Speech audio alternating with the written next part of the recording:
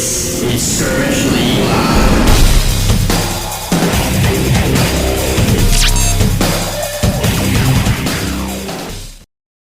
Welcome to SL Live, guys. Today what we're going to do is we're going to do a breakdown of just like the general changes in the USL season. There's a lot that's happened. I'm welcomed by my co-host, Mecca, Negi, and Dave, and with a guest appearance by Fausto. Mecca, do you want to say something to the people? Hello, fans. Neg, do you want to say something? I hate you guys. Dave? Happy to be here. What we're going to talk about right now is we're going to go ahead and go over just like the general changes and the structure of the USL. We've had more admins come in. We've had Fausto become the main admin of USL.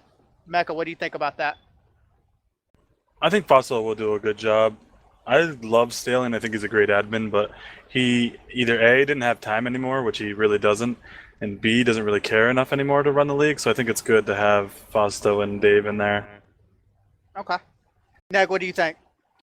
I'm really impressed that Fausto stepped up and he joined FSUP squad, and that was just very good of him. And I think he's gonna do it well. I really like what he's done. And Dave, what would you like to say just to the people?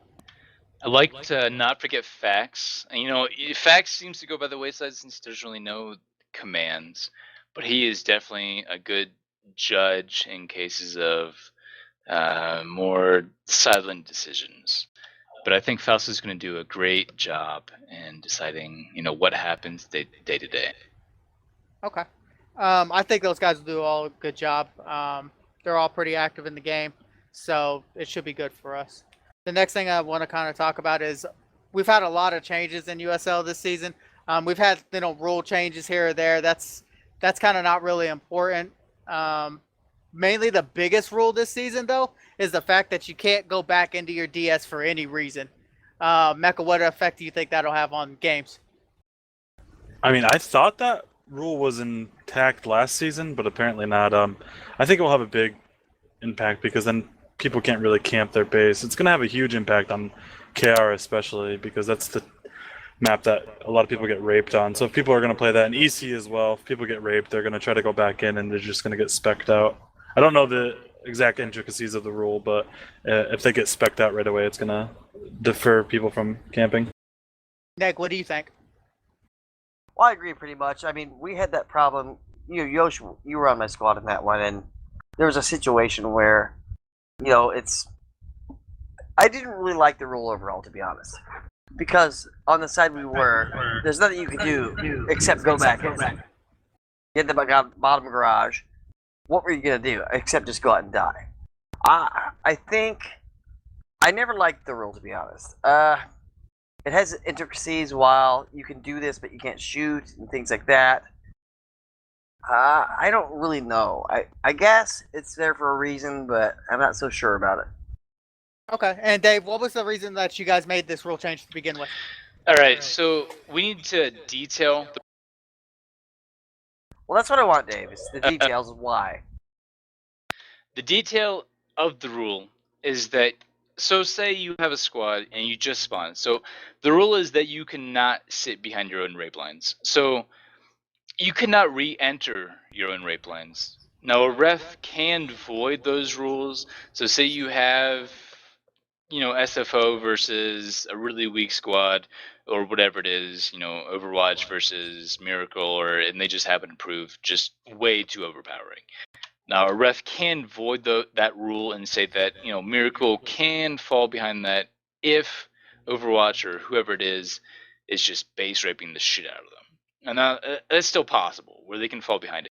But the rule is that for your own rape lines, say you have a squad it's a really close match, and you have a squad that's ahead, really, any squad can't sit behind their own rape lines for more than 1 minute. And that was there before. But the addition that has changed is if the squad that is sitting behind their own rape lines for more than 1 minute is ahead in the score, they'll lose a player slot. So they're going to go down to 8 versus 7 or 7 versus 6 for 2 minutes. So it'll be 7 versus 6, let's say. And the enemy squad can be allowed to enter the rape lines for that ruling, for those 2 minutes or so. Now, the referee can void this if they want to, but the idea is that if there's a squad that's sitting behind their own rape lines and they're ahead in score, they can come in, kind of do what they want behind the enemy rape lines and really just wreak havoc as much as they want. It just depends. My point is, there's the difference. Really, is what this boils down to, Dave. Is there's a difference in what the spawns look like for both teams. The other Right. spawn doesn't have a garage, so I mean that is really kind of a sticky subject. Where can you go through it or can you not go through it? You know, it's very strange. Well, all right. So say we tried to kind of differentiate between the rape lines. So if you look at the rules, there's now, players cannot re-enter their own rape lines under any circumstances unless it's really just another squad, like a much weaker squad just getting base raped by another squad, a much stronger squad. Yeah. So basically you can't re-enter your own rape lines. But under Undead, you have your own rape lines and then opposing team rape lines within the rules. So within your own rape lines, you can't see behind them for 1 minute unless you engage in battle. But for opposing team rape lines, you cannot cross an enemy rape line unless it's for an angular ammo. But if you're past And you an don't enemy shoot, rape correct, line, Dave? And you don't shoot, right? right, you can't shoot. If you do shoot, you are specced immediately. And the ref, that's their own responsibility. We're trying to be more accountable as a staff for that. So because, in seasons past, it's really been a problem where we There's been haven't been problems. enforcing those rules. And the rules haven't been necessarily bad, but with these new rules, we're trying to empower the refs. And personally speaking, I'm trying to be there for most of the matches. And Fax too, Falso as well. And we're trying to be there where we can enforce the rules as best as we can. We're trying to tell the refs that if there's an offense, we need to enforce it now, right? As it happens, no matter what it is. And people will complain, it is what it is, but we need to be more accountable for those rules.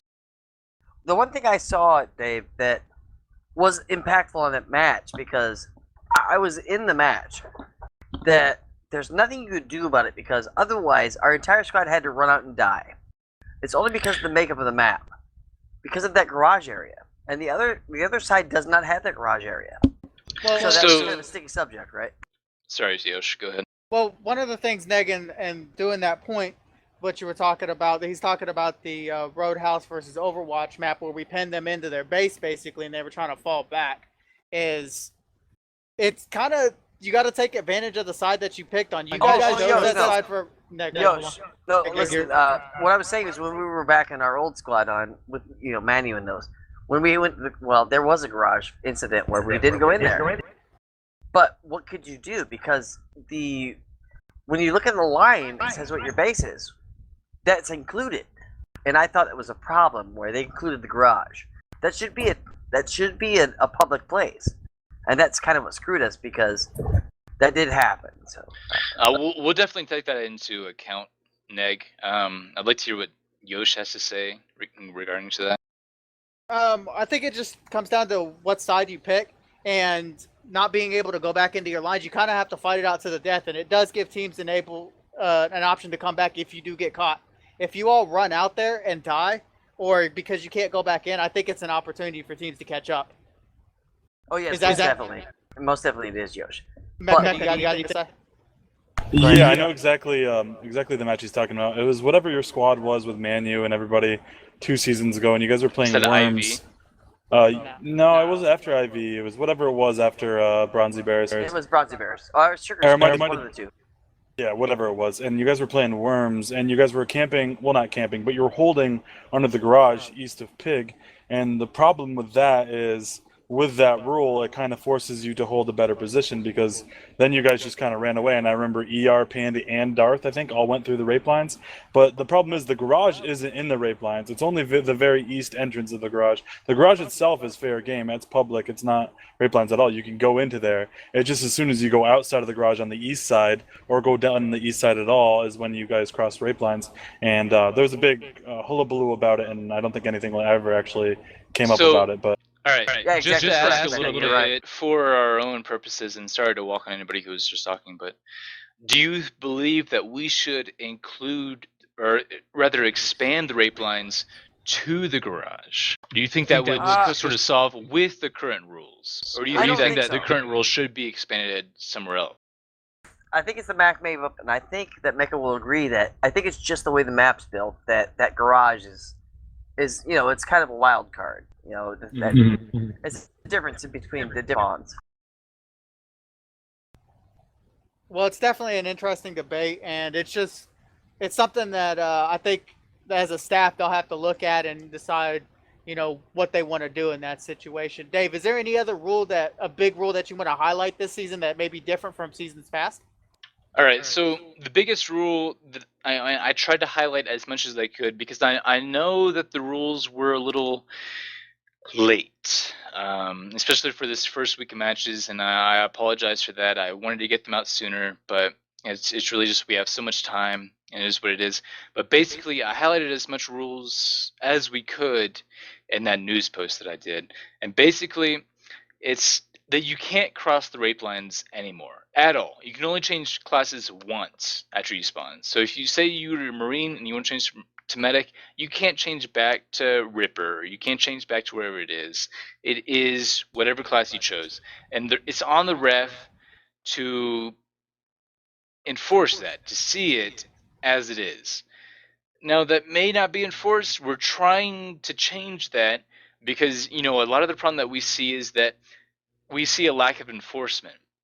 So we're trying to empower other staff members in spec, not necessarily in game, because we know a lot of staff members play in game, but we're trying to empower those staff members in spec. So say a ref, I'm guilty of this for the past season where I didn't see an offense or something like that, where someone didn't pass spawn or whatever it is. We're trying to empower the staff members that are in spec that say, oh, well, they violated this offense or this rule or whatever it is, where they can tell the referee that they fucked up. This squad did violate this rule, where they can tell the ref and the ref can enforce that as it is. We call it a stand-in ref. And basically that the staff members can basically take the role of a ref and inform the ref that they can enforce those rules. And we're trying to kind of be more accountable for our rules. So basically, the refs may not see everything that they can, but we are trying to be more accountable for everything that they do. Okay, well said. Here's the thing, guys. Anytime we do any kind of rule changes or anything like that, there's always going to be some kind of controversy. And at the end of the day, we all play for fun anyway. No one's getting paid here, so we're all just trying to do the best with and make the league fun and have it be successful. So the next topic I kind of want to touch on a little bit is just on the straight salary cap. Just give you kind of a quick overview of it. And Dave's a stacker. And yeah, thank you. We'll kind of get into that, and I'll have Dave, kind of talk about, a little bit of a thought process into that in a minute.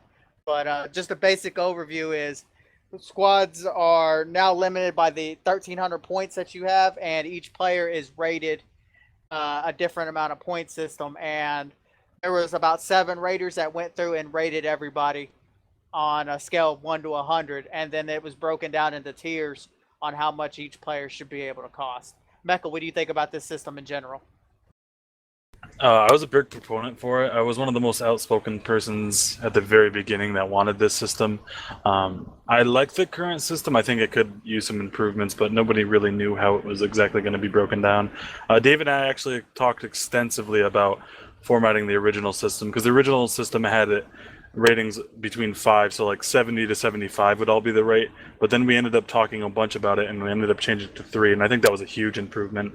I do like the thought of tier requirements, so you'd have to have 3 from 1, 3 from 2, but it also doesn't really work in practice because say a squad like Miracle, not to just keep dumping on them, but Miracle's not necessarily going to be able to meet those requirements for tier 1, because you might not be able to get 3 tier 1 players for Miracle, and vice versa.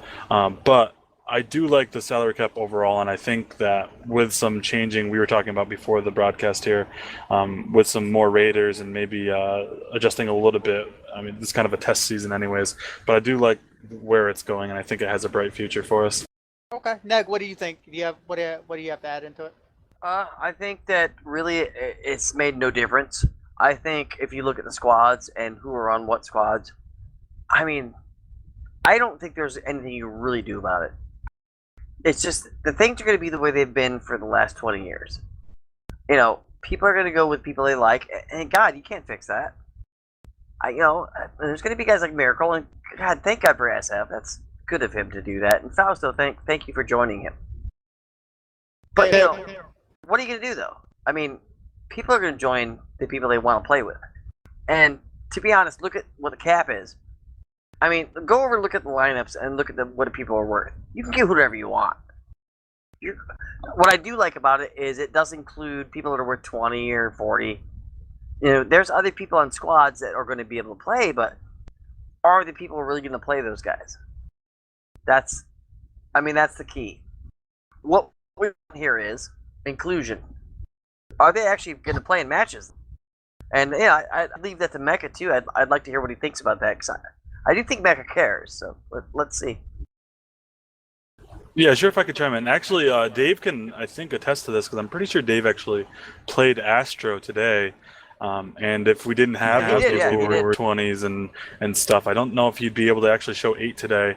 At some point in the season, I'm probably going to play Iceman too. I think Ice is a really good player, and especially at 30, he's quite the steal.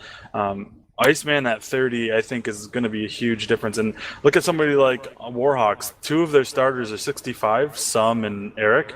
I think that's huge too. I think that some of the ratings that are maybe not up to snuff are kind of helping some of the stronger squads. But we maybe have to fix that at some point as well, because like I said, I don't know if I don't really like Sum, but as a player, he's pretty good and he can lead, so I don't know if he fits 65. But yeah, you have players like Astro. I'm sure Dave was probably going to play Chica at some point. I think he played her today too, and she's 30. So there's 2, bottom level players that played for Dave today, and if they didn't play, he probably wouldn't have been able to show enough. I think very much that you're on point on that, Mecca, that there's a lot of people that are rated really low that I think are really great players. And, way back in the day when me and you used to lock horns, or, New Beginning was there, Allied Force, those guys were top players, and now they're just kind of tossers that people think they are. Like Lyric did really well in our match today, and people think Lyric's not very bad. He did very well today. That's kind of what you're saying there.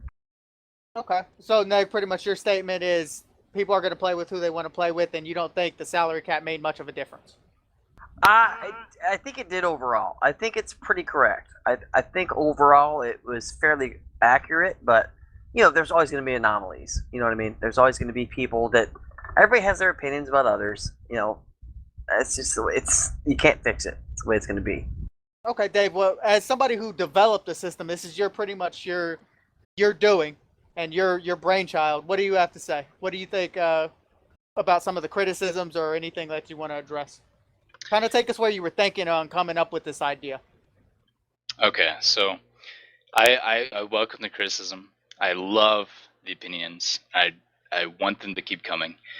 And it's not completely my brainchild. It's the admin teams as a whole. But to kind of take you where we were going, it's not perfect. It's flawed. It needs to be perfected. And this season is a trial run. It can be better. And next season will be better. But to talk about this season as it is, it's better than previous seasons. It can be closer, it can be more accurate, and it can be more competitive. No, I think it's more competitive than it has been in previous seasons. This system prevents SFO from forming. It prevents rejects as it was from forming. But it's not perfect. Now, it will still allow something like Overwatch, which I think has a very good potential to be in the championship match, and so on to really win it all. but it's not the perfect thing that it can be. So I think that we can do better. I think that we can rate people better. We can make a better salary cap and a better system. But this is really for myself, and I believe for the Edmonton team as a whole, that it is a learning process. You know, we're trying to find the best thing that we can, but it's not something that we can find overnight. So it's something that we have to test out, see how it turns out, because we can test as many teams, as many mock teams as we want, but you never know who's going to form. And part of the problem is that we want to include as many active players as possible. Someone like Chaos and Herc, maybe they'll make a match or two. I'm not really concerned about them really being included in the squad. They're not going to make it. That's fine. So someone like Kippa, I want him included. And other players like that, I want them included in the season where like they can find a place to play where it's decent. So we're still not there yet, but I think we're getting there. So the reason this season is only 5 weeks is to really test it, to really see where it's going. And then next season we can make it, everybody gets a home team against everybody else. Jesus Christ, it's fucking stormy as fuck. And then next season we can make everybody else has, an away team against everybody else. But this season is really just testing the waters, seeing where it's at, and then we can really perfect the ratings, because the ratings aren't perfect. It's not the best it can be. And Staley, I know everybody hasn't seen it, but they will. That Staley has brought up a good point and has that for him that it can be better. The ratings can be better, and that the squads can be better, the cap can be better. So I think we're gonna get there. But this season is like a half version of what it could be. So I understand the criticism. I understand the problems with it. And I agree with it. So we'll get there. But this is better than it has been in previous seasons, is my opinion. I'm going to go ahead and chime in. I'm not going to chime in on too many of these, but I'm going to go ahead and give my opinion on what I think of the system.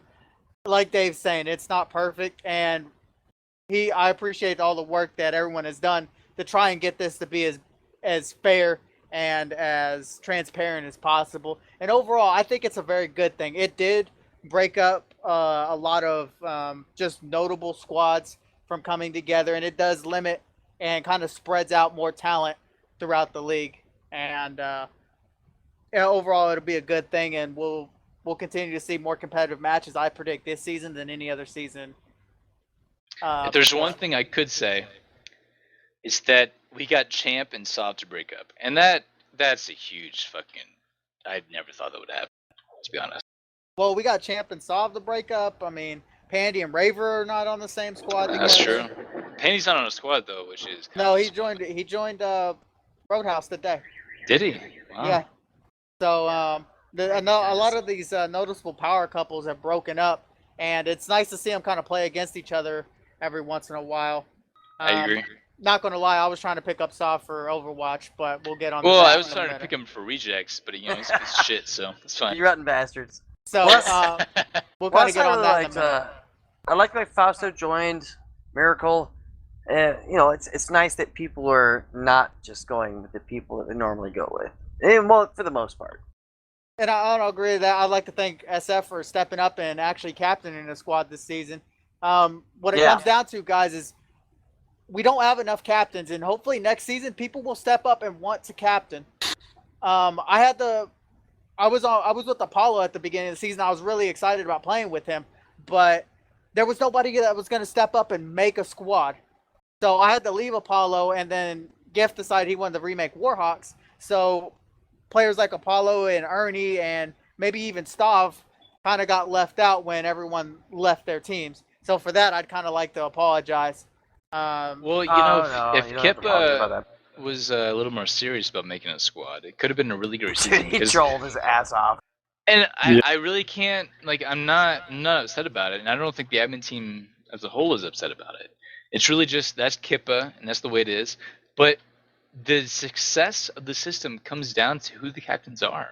Because people are only going to join who they believe is going to lead them well, or at least pick up who they think will lead them well. So it's Dave, kind of I like think more. Dave, I think more. I think, what are we going to do? And what is our end game? What are we looking for, Dave? We don't want the same old guys. We want new guys. So what can we do to make that happen? All right, so to talk a little bit about that, I don't know the specifics about what Armor is doing. His role right now is community director, and he hasn't graced us with the knowledge of what he's doing. He's told us that he's made a Twitter and he's made us all the kind of things. I have no idea. He's trying to make new players. I don't know if that's successful or not. I have no idea. I'll pay money. I'll pay money as well. I agree with you. It's not going to really happen, but he is really hopeful, and God bless Armor. But why is he hopeful though? What is he told me that he's hopeful? He is about? probably the best. Just praise Armor, please. Praise I Armor. love him. I've played him forever. But what does he have that makes maybe we can get new players? He has the willing. He has the effort because nobody else is really willing to do it. To me, he's Numar. He's the Numar. But I mean, as it is now, we are stuck with who we got, and maybe we'll get, let's hope 5 to 10 new people. Let's hope, and it'll grow from there. But it is what it is, and we had to work with who we got, and we need to spread that around. And I think this is the right way to do it. It's just really, perfecting it. Well, what I've seen, Dave, is that they've endorsed the game. Now they're not going to shut it down. So what do we do to further it? And that's what we're looking for. If I can chime in one last thought on this issue. Yeah. As far as gathering new people goes, I realize how important that is. I think the more important and let's say easier route is retaining people, because every season that passes, we kind of peaked season 3, 4, and every season that passes we lose 5 to 10 people every season, and I think we need to work more on keeping those guys active and in the game, because they already know the game. People already know them. It'll be easier for them to join squads. Squads will be more competitive. There won't be just a bunch of newbies on a new squad, which doesn't really help the league.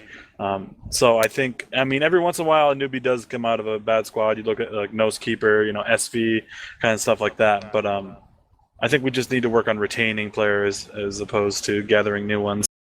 What's your suggestion? Yeah, how do we do that? That's the Jordan. question. Oh, I have no idea. I don't actually have a suggestion. I haven't thought about it. I just know that we need to, retain. I agree with you completely. I You're looking think at that's the list, completely Jordan. true. Yeah. Why But was there five 225s or 6 225s that didn't join squads? And that was part of it. That they weren't joining. Fausto, do you have any? Yeah, Let I Fausto do. chime in on this. I Fausto, do. Briefly talking about, there's a retention of players and trying to get new players, which, it's good. That the big picture, it's a good deal. I think something what SF is doing, he's a brand new captain. I've captained squads. The majority of the panel that we have right now on the broadcast have captain squads, have showed sustainability. Yep. If we empower people to be able to captain a squad and give them that confidence, next season, maybe it's going to be SF again, and it may be Danny. I think I can see Danny becoming captain in the future. You know what I mean? Somebody like that. I think the salary cap is helping break the old regime, so to speak. I agree. And so somebody like, let's just say SF is going to be on a squad underneath Dave or Mecca. 2 seasons later, he's going to captain his own squad. Of what he learned from those captains.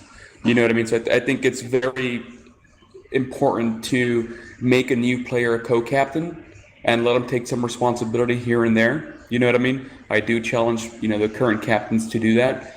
I do appreciate SF stepping up. That's one of the reasons why I joined Miracle, is because, he's putting in the time, and I know he can learn a lot, and I know he can be a good captain. So I think with the salary cap in place and having limitations to, stack squad, so to speak, AKA rejects season after season, Thank you. you know what I mean, you. brings people like SF out to be able to recruit potentially people that may have just stuck together the entire time. You know what I mean? Everybody's separating, taking different paths. So I think it's as important to retain, to acquire, but also to empower the current players that can possibly be captains in the future. Because, aside from us that are on here, maybe a couple of others, there's not many captains that can sustain a squad for a season, 2 or 3. So we need to look into what we have right now to coach people as, if they're coachable, pretty much.